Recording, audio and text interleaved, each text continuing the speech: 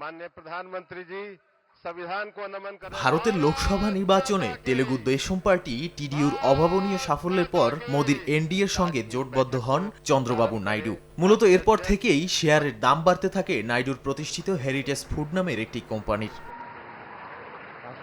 নির্বাচনের পর গত 5 দিনে কোম্পানিটির শেয়ারের দাম বেড়েছে 55%। এই কোম্পানির গুরুত্বপূর্ণ দায়িত্বে আছেন চন্দ্রবাবুর স্ত্রী নারা ভুবনেশ্বরী। বর্তমানে তার মোট সম্পদের পরিমাণ দাঁড়িয়েছে 579 কোটি রুপিতে।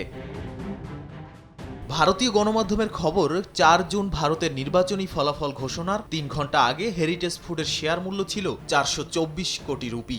গত শুক্রবার শেয়ারের মূল্য দাঁড়ায় 661 রুপি 25 পয়সায়।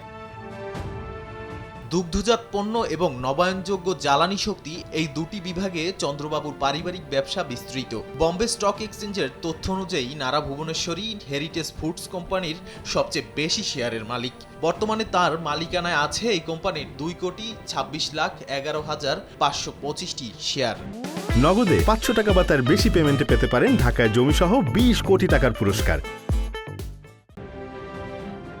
এদিকে ওই কোম্পানির 1,37,453টি শেয়ারের মালিক চন্দ্রবাবুর ছেলে নারা লোকেশ।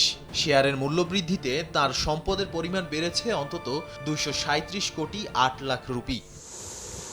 বর্তমানে হেরিটেজ ফুডের মিল এবং দুগ্ধজাত পণ্য অন্ধ্রপ্রদেশ ছাড়াও তেলেঙ্গানা, কর্ণাটক, কেরালা, তামিলনাড়ু, মহারাষ্ট্র, ওড়িশা, দিল্লি, হরিয়ানা, রাজস্থান, উত্তরাখণ্ড ও উত্তরপ্রদেশের বাজারে পাওয়া যায়।